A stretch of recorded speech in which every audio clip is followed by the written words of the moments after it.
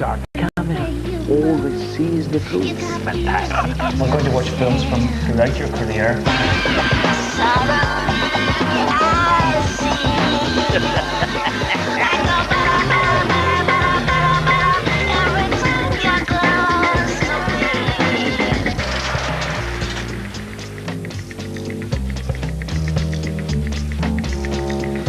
Sometimes there's a man, well, he's the man for his time and place.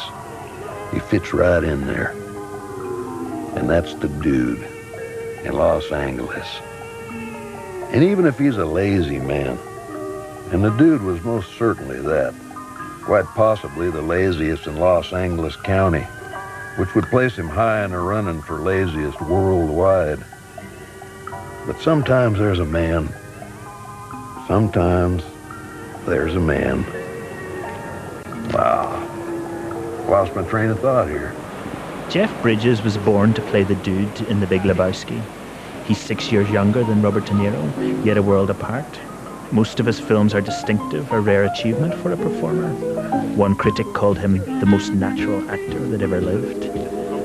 Born into an acting dynasty in 1949, Bridges came to attention in The Last Picture Show, for which he won an Oscar nomination, the first of 4. The others were Thunderbolt and Lightfoot, Starman, and this year's The Contender, a gallery of American performances, but none of them wrapped in the flag. Beautiful day. Hungry? You want some lunch before we speak? No, thank you, sir. Fine. Yeah? I saw this movie once where the president, he's tickled at anything he wants to eat, he can get in a moment's notice. Here, it turns out it's the perk of the century.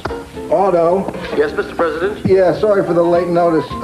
For lunch, could you arrange some coq au vin with a side of penne? Spicy or mild? Spicy.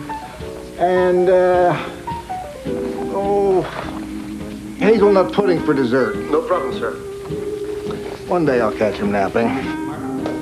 Maybe it's his refusal to play high concept that's meant that he's had so few box office smashes. The somber epic Heaven's Gate was one of the biggest flops of all time. Jagged Edge was a hit, but he followed it with films like Fabulous Baker Boys, acting with his brother Beau. The result was one of the most laid-back performances in movie history. This is just a wild stab, Frank. There's something bothering you.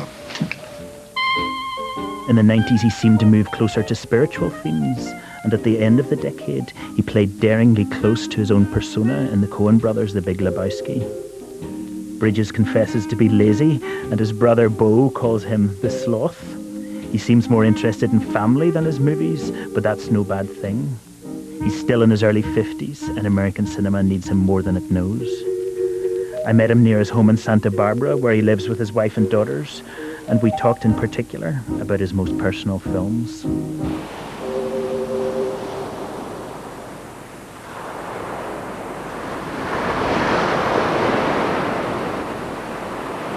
I'll tell you what happened is, what was about 6 or 7 years ago, we had that earthquake in LA. Oh, yeah.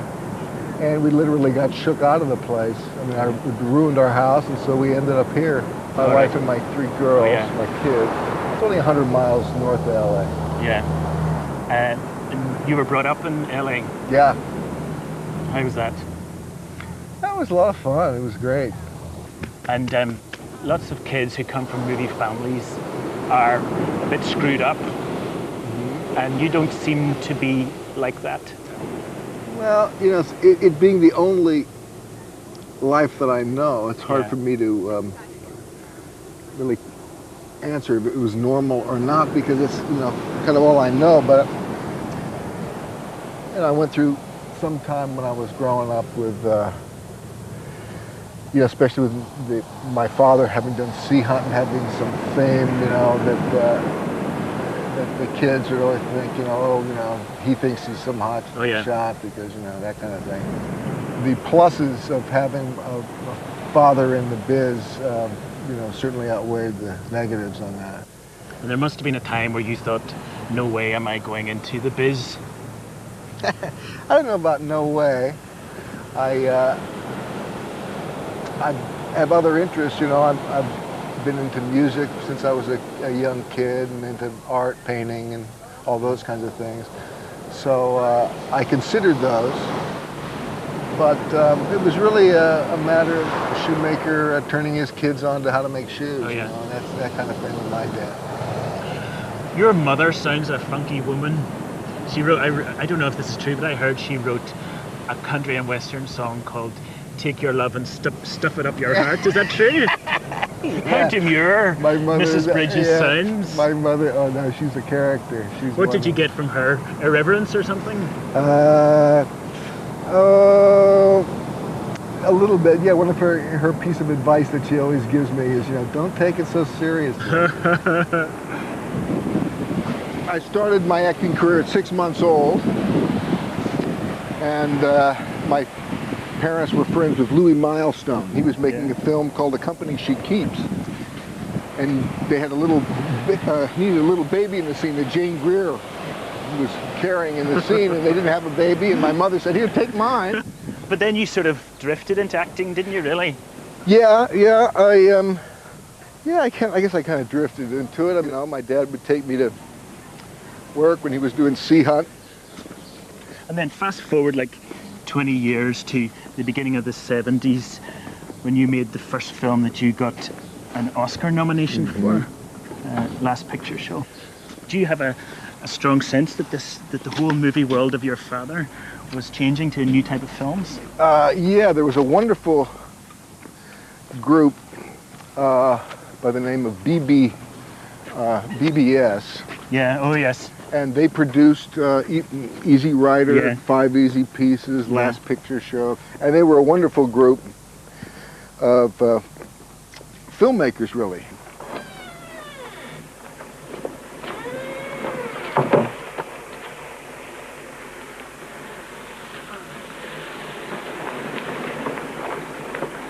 Oh, quit prison. I don't think you did it right anyway. The Last Picture Show had huge impact, didn't it? Yeah.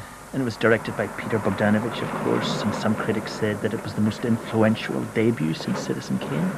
It was a big break for me. The film was about that seedy underside of small-town southern life, wasn't it? And young people's desire to escape it. Hey, Dwayne. Hey, buddy. I didn't know you're a roughneck.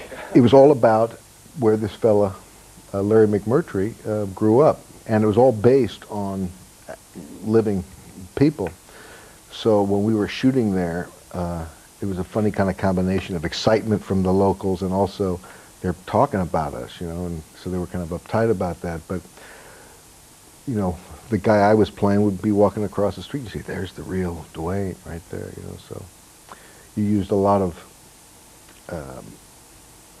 you know, characters that were actually in that town. And you must have wanted to get to know the real Dwayne? Well, no, because there was a lot of kind of controversy about the book, and so we played that down. I've got here the fight scene. You've been away for some time and you come back and you find out that Timothy Bottoms has been seeing Sybil Shepherd, your girlfriend, who's of course the sort of rich princess of the town. And Bogdanovich, the director, says that he's more proud of this scene than any other. You and JC have been going together a little. Yeah, we have, little. She's been kind of bored, so once in a while Tim we was go out so and eat great in Mexican this food or movie. something. Well, I hear that ain't all you can eat. Well, whoever told you that don't know what he's talking about. Sure, I've been going with her, why not? I never said I blame you for it. I don't blame you much. I thought you'd do me that way. I thought we were still best friends. Well, the only reason she went with you as long as she did was because you was in the backfield and I was in the goddamn line. What you talking about? Me and her was in love. Oh, you was. She liked me just as much as she ever liked you. That's a lie. I'll stay with her all night one of these nights, too. She done promised. You won't either. Yes, I will. Why shouldn't I? She done told me you couldn't even do it that time, Wichita Falls. What about that?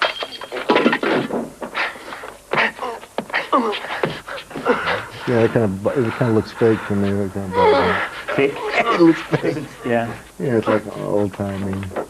That's great. This movie to me is really kind of stands alone. There's no movie that it's like, and you know, no movie is like it. One question that comes up, I think, is Peter Bogdanovich, who wasn't liked very much. He was disliked by Surtees and other people, and he was quite an egotist, was he? He was a lover of film, you know, like Truffaut. He was, you know, right about film, and he took that path so he could talked to all his heroes like Orson Welles and, you know, all the great old directors. He interviewed them and asked them, you know, very technical questions often. And then he fancied himself right off the bat as a filmmaker. And so I think maybe some of that resentment between, and I'm putting, you know, this is just my take on it, between Surtees and Peter might have become this young whippersnapper and this, you know, seasoned veteran, and Peter has some definite ideas about how he wanted to do things and how he wanted to move the camera, and like part of it is, you know, shooting a master. A lot of, you know, the most traditional ways you shoot a master and then two-shot and close-up, and you do the kind of traditional things, and some filmmakers like Peter and there's a host of others don't shoot masters, but because they know how it's going to be edited and they want to just, and there's only so much time, so they don't want to waste the time on doing the master. They want to just come in and, you know, make the shots of how it's going to be edited. And before I forget, you know, we were talking about your great debut in the cinema. Mm-hmm. I've got it just here. We could have a look at it. Let's see. Look, now... What'll I do? Bobby, get down from there. Get down from there. That's my mother. Right. So my mother, see, now this is the first time I've seen this, I've ever seen this. Where's your mother? In the, that was her voice that you just heard, and the woman that handed her the baby was my mother. And that was my, I noticed it. I met the baby. You just have not behaved for 1 minute here today. Yeah, that's my mom. Thank you. Look at her. Thank you. And that's my brother. That's Bo. Where's your dad? If your dad had been in there, it would have been great. perfect. That's the first time thank you for that. That's the first time I've seen that. That's wonderful. Just heard the stories. Anyway, back to your adult movies. You worked twice with one of the most notorious directors in modern cinema, Michael Cimino, and we'll go on to talk about Heaven's Gate in a minute, but first, Thunderbolt and Lightfoot with Clint Eastwood.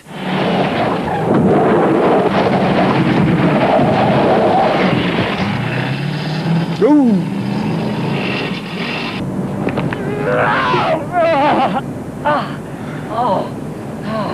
I thought you were the Heat. Do I look like Heat? You look like one crazy son of a bitch for a preacher, I'll tell you that. Which way we headed? We? All right, which way you headed? South. South's all right with me. You must like my driving. Oh, I love it. Ever thought of doing it professionally? What? Driving. Why? You got blue eyes. All great race champions have blue eyes, that's a fact. Well, preachers drink like fish, that's another fact. What's your name, boy? Lightfoot. Often after a take, I would go up to Cimino and say, Mike, do you think I could do one more? I think I got an idea and I could make it better. And he said, well, I'll have to ask the boss. You know, I said, well, okay. And he would go over and ask Clint, you know, can the kid have another one? Give the kid another one. And he would always give me another one, so I appreciate that. I remember trying to talk Cimino out of hiring me, and I find myself doing that often, especially if I kind of like the script, you know, and I say, I don't know why you want me to play this guy. I don't feel anything like this guy, and you know, it's a pretty nice story you got going here. I don't want to screw it up. You sure you want to hire me? And he goes, yeah. That sounds as if you're not confident of your own talents. That's probably accurate. You know, usually you know, my MO is kind of, I'm attracted to things that challenge me, and they also, because of that, they kind of repulse me at the same time. You know, I feel, I'm not sure if I'm going to pull this off. If that's the case, then does that mean you're often nervous during filming or before filming? Yeah. And what do you do about that? Well, over the years, I've learned to kind of make friends with my fear, that doesn't go away, that's always with you. A big turning point was The Iceman Cometh. And most of my scenes were with Robert Ryan, who I was a big fan of. And we were doing a scene, and it was across the table like we're sitting here, and there was a table, and he had his hands on the table. And we hear, okay, we're ready to go, guys. And we say, okay. And he takes his hand away, and there's a big puddle of sweat on the table. And I said to him, Guy, Bob, you're nervous, you're scared. And he said, oh, yeah, I'd really be scared if I wasn't scared. No, it's okay, you know. And I took that to heart, and I thought, yeah, that's right. Even this old seasoned pro who's been doing it for so long is nervous and is concerned about pulling it off, and that's always going to be with me, I guess, so I better get used to it and you know, as the old saying goes, try to use it, you know. What's very interesting though is Robert Ryan, you think of him as Mr. Laid Back, and you, one critic said Jeff Bridges is the most naturalistic actor there's ever been, and yet if you and he are both somewhat anxious about performing, why does that anxiety not show? Well, the key word is act. You're acting, pretending, you know. So you're pretending. It's hard to hide anxiety. Yeah. Sometimes. That's why they pay yeah, you. that's it. That's it. So you did Thunderbolt and Lightfoot, Cimino's first film as a director, and 6 years later you worked with him again on Heaven's Gate, which was an extraordinary film. And it took over a year to make, and they bought part of a mountain range at one point and built a town in exact detail apparently, and put a whole irrigation system in a valley. Yeah. Now, how different did Cimino seem to you? He'd had this success with The Deer Hunter, and apparently he bought a Rolls Royce and was living in Beverly Hills. Well, you know, the industry was say, well, what do you want? Anything you want, we'll give it to you. And he said, well, I've got an idea. This is like an epic Western, and it was a wonderful story. I remember when I first read the script, how much I liked it, and how I really thought the arc of the main character, Christopherson's character, it's almost like the birth of a cynic, and what that costs you when that happens to you. And you play a saloon owner caught up in the middle of a cattle rancher's plot to murder the local immigrants. Association's declared war, JB. They want to get rid of all this. $50 for every citizen on the list, shot or hung. Tell me when you want to get serious. I am serious. There's 125 names on a death list. When Mike came to me with this film, he had a couple of different people he was considering me for, and he said, there's this one guy, and he described this character that I play, and I said, gee, that reminds me of a relative of mine. He was from Arkansas, and he kind of followed the gold rush all the way up to Alaska, and he would bring his family along, but he would get in what they called the black dog, a terrible depression. So Mike's eyes lit up, and he said, what's the guy's name again? I said, John Bridges, and he called up the set designer, and he said, change all the names in the sound. It's John Bridges. So I'm playing actually my relative in this film, or, you know, based on that, and I use in the bar, the dressing is all these old pictures of my relatives who look like my dad on acid or something. They're very straight with his long beard and his very intense stares. And I've got here a bit of the roller skating scene. Ah. And this scene took nearly 6 months to prepare and shoot. Guy, David Mansfield, he looks like a little kid there. Yeah. He did the score for the movie. And drunken, are you supposed to be drunk? Yeah, oh, yes, I am. Huppert. Isabelle Huppert. Oh, this was wonderful. Oh, yeah.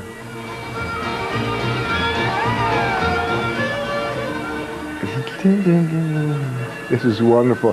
One of the things that Michael did, because we had a long rehearsal period, was we all had to learn how to roller skate. So every day, if you weren't working, you would go to what we fondly called Camp Cimino, and you would rehearse and practice all the things you had to do in the movie. Like I had to go to a cockfighting class, I had to learn Yugoslavic, language, and how to, roller skate.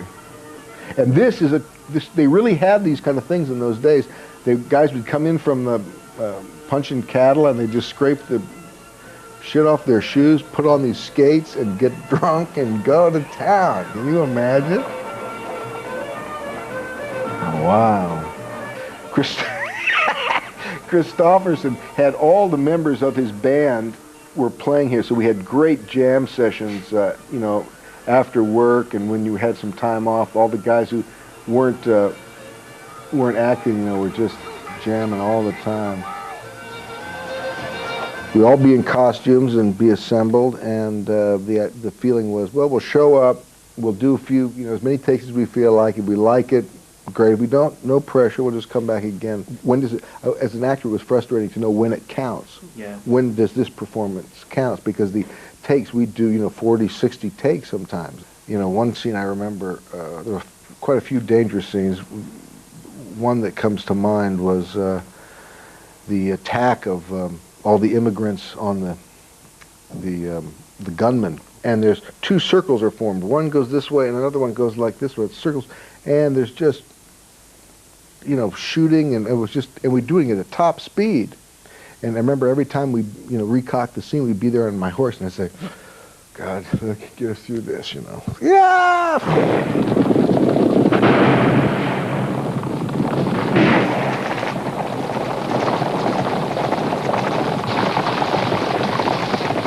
We got one terrible review in the New York Times, I guess it was, when the movie was first seen, and Michael had this date to meet to show it, and he was just cutting the film right to the very end, and I don't think he even saw the film completed before he saw it with all those people in the theater. And the film, you know, was over, and you heard that terrible,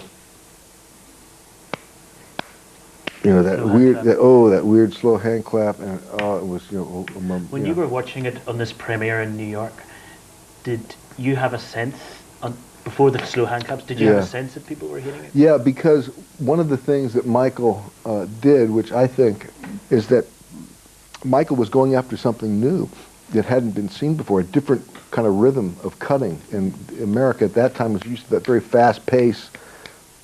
Cutting, and so when I first started, and I was, you know, I was a champion of the film. I wanted it to be work.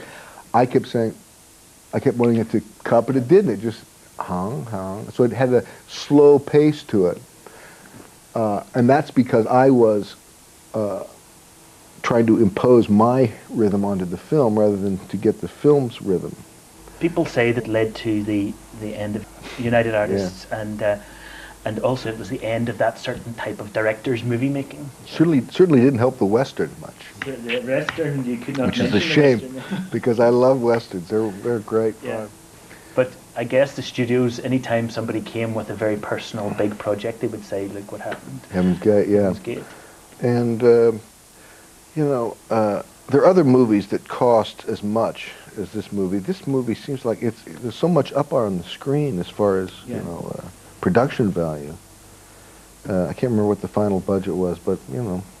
I think it went from 7 million to 42 million. Yeah, 42 million, but, you know, I don't know. Which is slightly overrun. And terrible reviews. But we're saying that it's a good movie. What is the worst film you've made? Be honest. Worst film? Well, Yin and Yang has certain comic value to it. What about The Mirror Has Two Faces? The Mirror, that's not one of your favorites, I see. I thought it was unwatchable. Really? Really? Oh, good. Well, there you go. There you have it.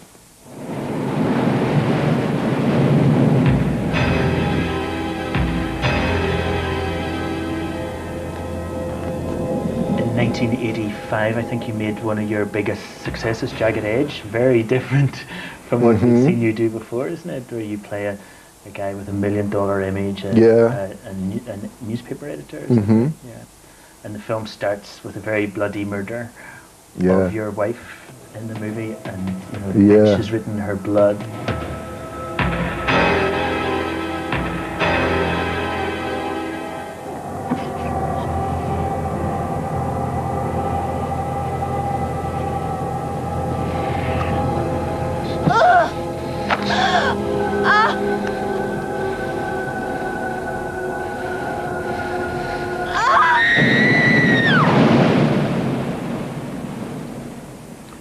And you're accused of that murder, and Glenn Close plays the lawyer who takes on your case, and in the course of falling in love with you, she comes to realize that you're the killer. That was an interesting role. It was all about, playing a sociopath.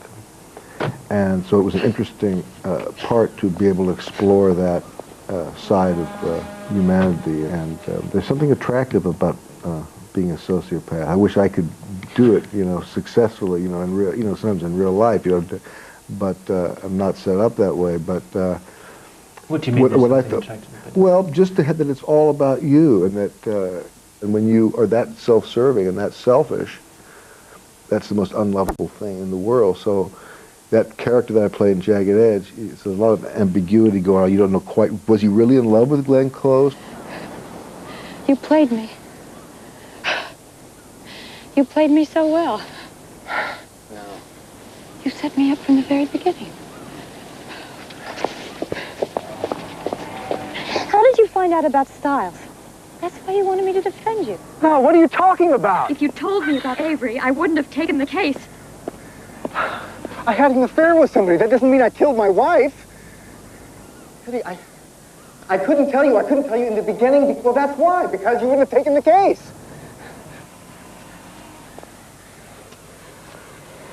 I don't believe you.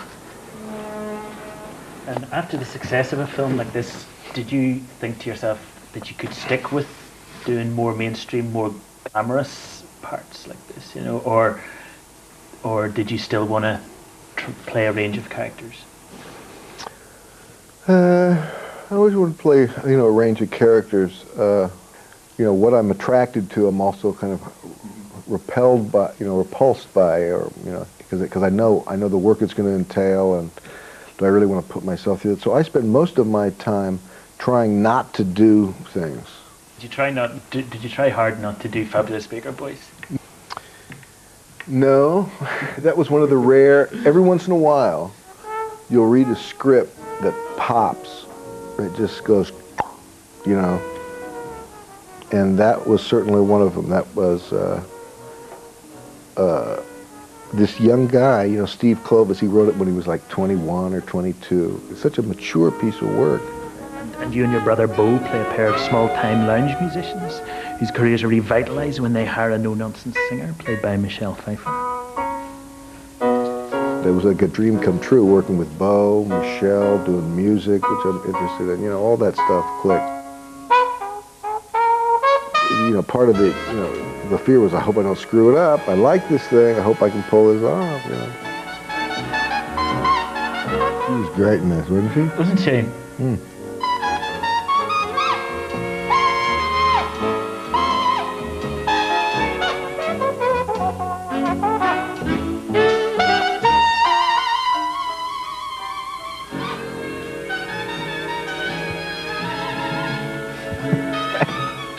Was that all very carefully directed, all that, or was there lots of freedom for you and Pfeiffer to do what you want? Both. I mean, it was carefully orchestrated, but then encouraged to jam within that boundary.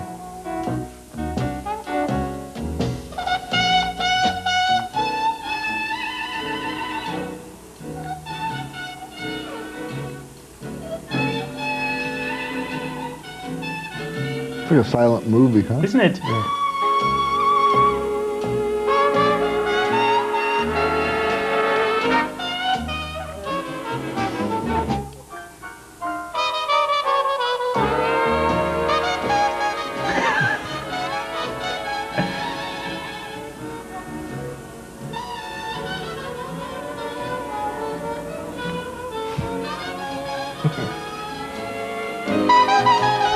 Anything yet? Not Pete. Okay, well, I'm gonna take a bath.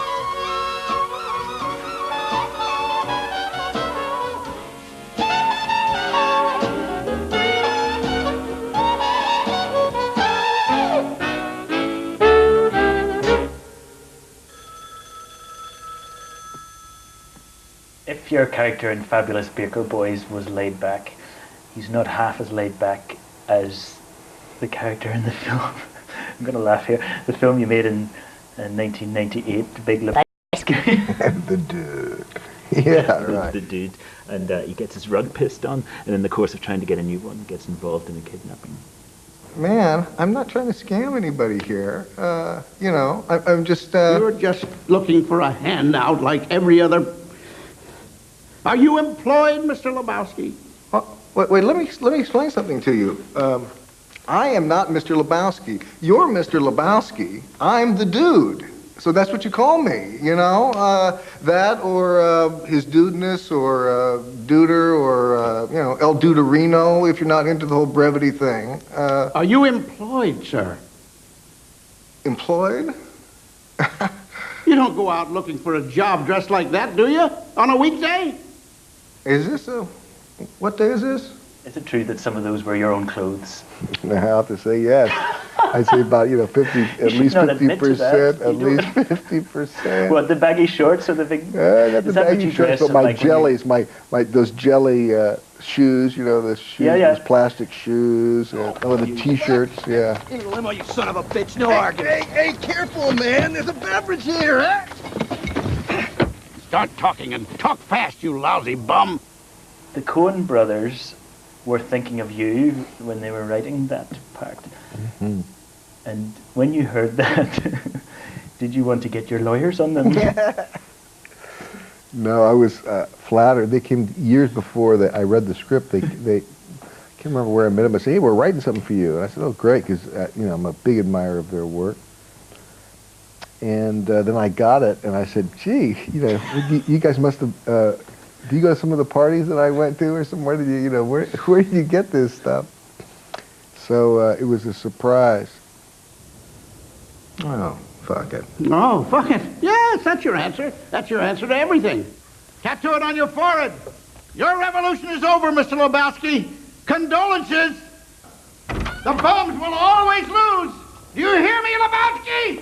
The bums will always lose. How was your meeting, Mr. Lebowski? Okay. The old man told me to take any rug in the house. That was a ball, man. Oh, this is my dream sequence, huh? I pushed my soul in a deep dark hole. Yeah. I watched myself crawling as I was crawling in. I got up so tight I couldn't unwind. I saw so much, I broke my mind. I just dropped in to see what condition my condition was in. Now tell me you were on something when you were doing that dance. No, nothing. I was pure the whole film. In this shot that's coming up here where all the girls line up and I sail between their legs. Yeah. And I said, oh my God. And so to break the ice, I brought out my wide Lux camera. And I said, oh, photo opportunity, girls. And I cocked like this. And I'd lie down and look at their legs. And they say, yes, dude, by all means. And they kind of, and I said, that's very nice. I lied down on this little skateboard thing they had rigged for me. And I cocked my camera and I said, oh, I'm going to do this. And this would be an interesting shot. And I started to sail down. And first girl, I look up her dress and I see this ornate patch of pubic hair, just like a ruffling out of her dance gown or something. I say, my God. And as I'm being pulled down, each one has more and more hair. I looked like gorilla women or something. And I take my shot, and what they had done is shove a bunch of crepe hair in their dance thing. So that was... They wanted that Popeye reaction. So they got it. That was good. Oh, gosh. And Joel Coen says that he gave you some very, very heavy direction. You would come up to him and say, tell me, has the dude burned one before he got to this scene? Yeah, right. And they would go, yeah, so you go away and rub your eyes. That's right. That is the oldest very trick in the complex book. Theoretical Yes, direction. that's right. Why is it a cult film, do you think? Well, I guess it's a cult. It's kind of a surprise to me now. See, well, my taste must run different than the general public, because I thought when I saw that movie and when we were making it, I said, this is going to be a big hit. This is funny, man. Yeah, it is funny. And it didn't do very well here in the States. I think it was a bigger hit in Europe. You know, often when I'll be watching the tube and I'll see a movie of Mike, and then I'll watch maybe 5 or 6 minutes and I'll turn it off. But when Lebowski comes on, I get hooked. Yeah. I gotta see, wait for, Turturro, to, Yeah, don't fuck with Jesus, all those, he's got some great, all the lines, it's just one right after the other. And the Coen brothers films, do you think they'll be remembered? Oh yeah, I think so. I mean, I think they're masters. They're some of the best filmmakers we have. And some people say that Coen brothers films are just, constantly dynamic and exciting, but that the problem is that the third act, it doesn't cohere. What do you think of that criticism? The thing I like about that movie, that a lot of comedies of that ilk kind of don't have, is that has really heart and soul, But maybe that's the charm of it. It's like, I guess it's like art, it's like, what is, you look at a painting, water lilies, or something like that. You say, what does that mean? I don't know what it means, but it makes me feel, and, So when you look back in your career and you've made you've had a whole sort of gallery of sort of very, I must say, rather dignified men, rather laid back men. Dignified, the dude would appreciate that. Dignified, he's a very dignified guy. That's right. Because all he cares about is that carpet, isn't it? And quite right, because he cared that that carpet, it went with the room, didn't it? Yeah, it pulled it together.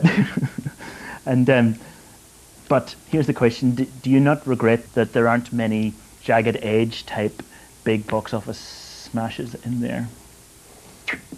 Well, a little bit maybe. I don't know, there's upsides and downsides to it, Back in the 70s, and I'm not sure when it happened, but there was a middle range movie as far as economically, how much they cost, how much the films cost. And that middle ground is that kind of film is not being made anymore. And that was the sort of my realm. That's I made a lot of movies in that realm. It'd be wonderful to have more people see the work, because it's just it's cool to to get the work out there and have people see it. But looking back on my career, I'm really glad how it worked out. I've worked with some great people. Made stories and films that I enjoy. And it's funny when they come out. Usually I'll be working on another film, and so when it comes out, I say, God, I didn't do like with Lebowski. I'll be a little disappointed. God, I should have done better, but I'm on to something else. All my creative energy is involved with something else. Jeff Bridges, thank you very much. Nice talking with you. Thank you. She comes on like a dream on beaches and cream, lips like strawberry wine. She's 16, she's beautiful, and she's mine.